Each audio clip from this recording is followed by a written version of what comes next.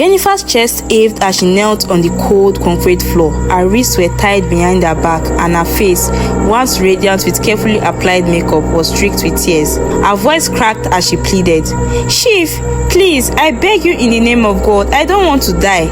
Chief Kenneth stood tall, his imposing figure draped in a white agbada, embroidered with golden patterns. His piercing eyes stared at her unfeelingly. He wore a necklace of coral beads, and his fingers, adorned with gold rings, tapped against the cowl horn in his hand. "Young lady," Chief began in a cold, measured voice, "you walked into this with your eyes wide open. You enjoyed the good life, didn't you? Now it is time to pay the price." "Chief, I swear I didn't know. If I had known, I would never." "Silence," Chief roared, his voice reverberating through the dimly lit room. "You think ignorance will save you? Ignorance does not exempt you from the consequences." Jennifer's knees gave way and she collapsed to the floor, sobbing uncontrollably. She could hear her heart pounding, each beat a reminder of how close she was to death. "Please, Chief, I will do anything. Just don't kill me, please." But Chief only turned to his guard. "Take her back to the holding room. I need some peace." As the guards dragged her out, Jennifer's mind raced. How did she end up in this nightmare? What had gone so terribly wrong?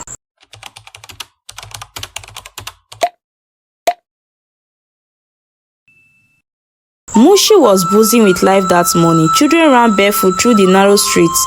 Women balanced trays of oranges on their heads, and the vendors yelled over one another to sell their goods.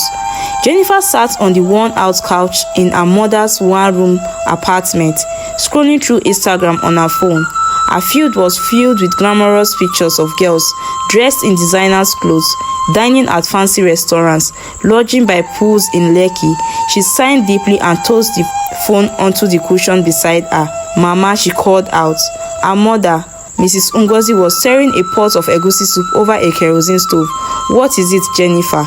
This life we dey live no make sense. See as people dey enjoy for social media, big cars, fine clothes, money everywhere, but me, I dey here with you dey suffer." Mrs. Ngozi gave her a sharp look. "Jennifer, wetin you want make I do? You think say na by snapping pictures life dey sweet? Those girls wey you dey see fit no get peace of mind." Jennifer rolled her eyes. "Mama, no be everybody. Some of them na legit people. Me, I no fit end like this. I go blow whether you support me or not." Mrs. Ngozi shook her head and sighed. "Just make sure say your waka no carry you enter wahala. Life no be as e dey look for eye." Later that evening, Jennifer met up with her best friend Chidera in the neighborhood. The two of them sat on the wooden bench outside Chidera's house, sipping sachets of pure water. "Babe," Chidera began, "you dey always complain about your life, but you no wan work hard. Wetin you expect? Abeg, forget all this talk about hard work," Jennifer retorted. "I no fit dey hustle small money like one aboki. If I package myself well, I fit find better man wey go change my story." Chidera raised an eyebrow. "You dey hear yourself so? You no sabi all these big men dey dangerous." "Jennifer, shine your eye o. Na the small life we get you wan throway." "Chidera, abeg, no start. I no fit waste my fine face and body for this mushy life. If I no follow money, na who I go follow? Abeg, shift." Chidera sighed but said nothing more.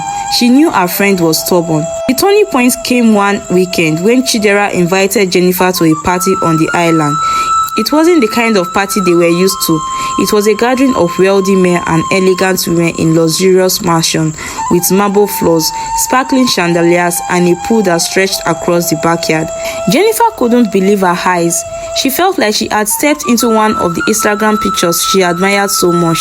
As she moved around the room, sipping on a glass of champagne, she caught the attention of a man in his late 50s.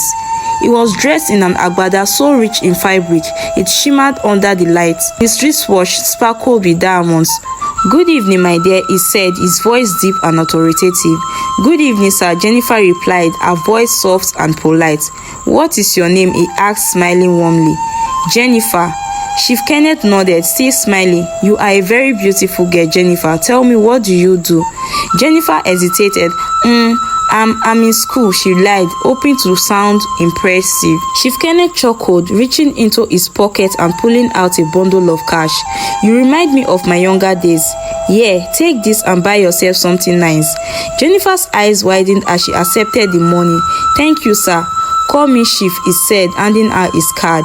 And call me tomorrow. I think we can help each other. Jennifer's eyes stared at the card as Chief Kenneth walked away. She felt like she had hit the jackpot. The following weeks were like a dream for Jennifer. Chief Kenneth spoiled her with money and gifts, a new iPhone, designer dresses, and even a small car. Her social media blew up with pictures of her new lifestyle. Jennifer, you don dey enter trouble wey you no fit handle, Chidera warned one evening. This man fit not be ordinary person. Chidera, abeg leave me. No spoil my joy. Chief is a nice man. He is just helping me. Nothing dey there. But deep down, Jennifer couldn't shake the unease that lingered every time she was with Chief. Chief Kenneth invited her to his mansion for dinner. It was a grand affair, exotic dishes, expensive wine, and a warm smile from Chief that didn't quite reach his eyes. Jennifer, Chief said after the meal, I am taking you on a trip tomorrow. You will love it. Where are we going? She asked, trying to hide her nervousness. Chief simply smiled. You will see.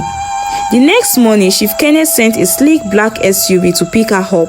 The journey was long, and the further they drove, the more uneasy Jennifer felt. Driver, where exactly are we going? She asked. The driver glanced at her through the rearview mirror. Madam, no worry.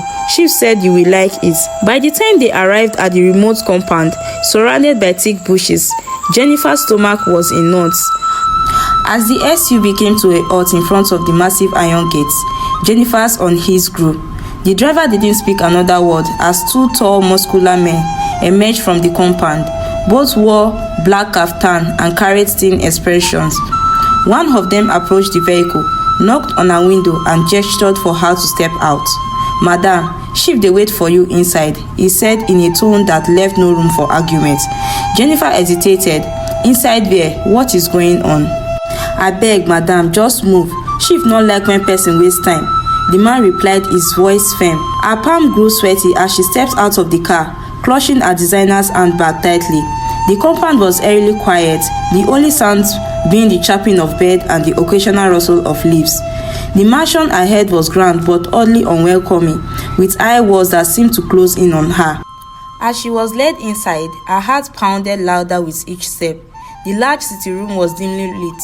Its walls adorned with traditional marks and animal heads. Chief Kenneth sat in the middle of the room, dressed in a flowing white agbada, flanked by two men who looked like bodyguards. Jennifer, my dear, he greeted with a wide smile that made her feel more uncomfortable than reassured. Welcome. Good afternoon, Chief, she said, trying to mask the tumor in her voice. What is all this? Why did we come here? Chief Kenneth pointed to a chair across from him. Sit down, relax, there is no need to be nervous. Jennifer hesitated but eventually sat down. Chief, I don't understand. I thought you said we are going on a trip. Yes, my dear, Chief replied smoothly. This is part of the trip. You have been enjoying life, haven't you? The gifts, the money, the good things. Jennifer swallowed hard. Yes, Chief, but good. Then it is time to give something back, he said, his tone growing colder. Her heart skipped a beat. Give something back? Chief, I don't understand. Chief leaned forward, his smile disappearing. Let me explain it in simple terms, Jennifer. The wealth I enjoy doesn't come for free. There are sacrifices, commitment, and now it is your turn to help me sustain it. Jennifer's blood ran cold. She felt a lump in her throat as she stammered. Sacrifices? Chief, I don't understand. I don't think I can. You don't have a choice. Chief interrupted, his voice sharp. You enjoyed the luxury, didn't you? Did you think it was all just kindness? Nothing in life is free, Jennifer, nothing. Jennifer's mind raced as she tried to process his word. Her mother's warning echoed in her mind. Life not be as if they look for high. Shine your eye, Jennifer. She wanted to run, to escape, but the two men standing near Chief made it clear that she wasn't going anywhere. Chief, please, she said, her voice trembling. If it is money you want, I can return everything. I will pay you back, just let me go. Chief Kenneth chuckled darkly. You think this is about money? You insult me. Do you know how many girls like you are begging for the life I gave you? and yet here you are ungrateful. Tears streamed down her face as she clasped her hands together. Chief, I am sorry. I didn't mean to insult you. Please, I beg you in the name of God, let me go. I won't tell anyone. Chief Kenneth stood up, towering over her. It is too late for that, Jennifer. You are already part of this. There is no turning back. One of the guards stepped forward, holding a long piece of red cloth. Jennifer's panic reached a fever pitch. No, please, Chief, don't do this, she screamed, struggling as the guards grabbed her. Chief Kenneth ignored her pleas and turned to his guard. Take her to the preparation room. Make sure she is ready. The guards dragged her down a dim corridor, despite her struggles and screams. The walls were lined with early carvings, and the air was thick with the smell of incense and something metallic, blood perhaps. Jennifer's cries grew louder. Leave me, I no wan die, abeg. Her voice echoed through the corridor, but no one came to her rescue. Back in the holding room, Jennifer sat on the cold floor shivering. Her makeup was smudged and her designer's dress was torn. She hugged her knees tightly, rocking back and forth. How did I get here, she thought. The memories came flooding back. Her mother's warning, Chidera's advice, the glamorous parties, the promises she made. She had ignored all red flags, blinded by the allure of wealth and luxury. Jennifer, she whispered to herself, tears streaming down her face. See wetin you don do yourself. Na me carry myself enter this wahala. Her thoughts were interrupted by the sound of footsteps. The door creaked open and one of the guards entered. Get up, he barked. Jennifer shook her head, sobbing, please, I no fit go.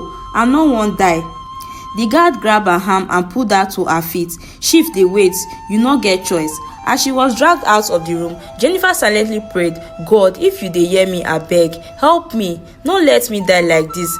Jennifer's leg felt like jelly as the guards dragged her towards a dark room at the end of the hallway. Her thoughts spiraled, regret and fear intertwining as she silently begged for a miracle.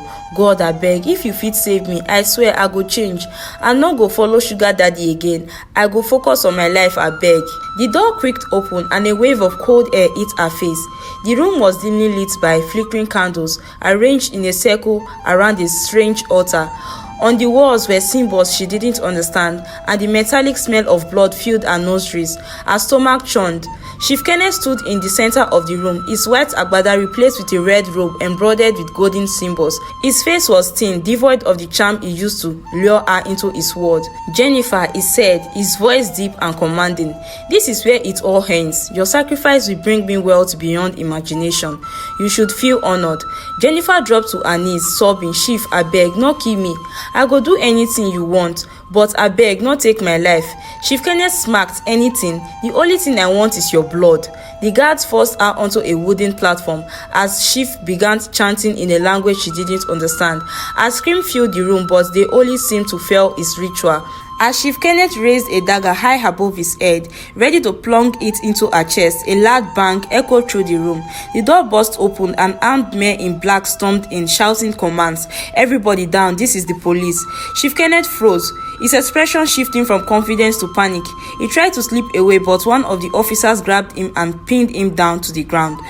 The guard attempted to fight back, but they were all quickly subdued. Jennifer's body shook as she realized what was happening. She was alive, and the nightmare was finally over. One of the officers approached her and gently helped her off the platform. You are safe now, don't worry. Tears streamed down her face as she clung to him. Thank you so much. Weeks later, Jennifer sat in a small room in her mother's house. She had returned to her roots, avoiding the flashy lifestyles that once consumed her. The news had been flooded with reports of Chief Kenneth's arrest and the shocking details of his ritualistic activities. Chidera visited her often, bringing words of encouragement and support. Jennifer, you see wetin I dey tell you since. This life no be by money. You thank God say you still dey alive, Chidera said one evening as they sat on the veranda. Jennifer nodded, her face somber. I don learn my lesson, Chidera. I no go ever let greed blind me again. Wetin I see for that man hand, I no wish am for my worst enemy. Her mother, who had been quiet since her return, finally spoke up. Jennifer, you see why I dey always warn you. This life no hard if you live am well. Work hard, no dey find shortcuts. I hear you, Mama. I swear I go make you proud, Jennifer said, wiping a tear from her cheek. Jennifer decided to start afresh. She enrolled in a vocational training program to learn tailoring and began attending church regularly. Slowly but surely, she rebuilt her life. One day, during a woman's empowerment seminar, she stood up to share her story. I was blinded by greed, by the desires to live a life that I didn't work for. But God gave me a second chance. If I feel change, anybody feels change, she said, her voice steady and filled with conviction. The audience clapped, and some even wiped tears from their eyes. Jennifer smiled, feeling a sense of peace she hadn't known before. Months passed, and Jennifer's life gradually returned to normal, though the memories of her terrifying ordeal never left her completely. She became known in her community not for her past mistakes, but for her strength and resilience. People admired her for how she turned her life around, and she used her platform to speak out against dangers of greed and shortcuts to success. One evening, as she sat in her small room, stitching a new dress, her phone buzzed. It was a message from Chidera. Jennifer, see news. Chief Kenneth don confess. Im people don talk say e use many girls, but God don expose am. Now im go face the law. Jennifer felt a strange mixture of relief and sadness. She had never wanted anyone to suffer, but the truth had to come out. Chief Kenneth's empire of darkness was crumbling, and it was no longer just a word. Justice, Jennifer whispered, wiping a tear that escaped her eyes. Finally. Her mother, who had been by her side through every part of her healing, walked into the room and placed a hand on her shoulder. My daughter, I always know say you go find your way. No be by money, Jennifer. Be good to people and the rest go follow. Jennifer nodded, feeling the weight of those words more than ever. I no go forget, Mama.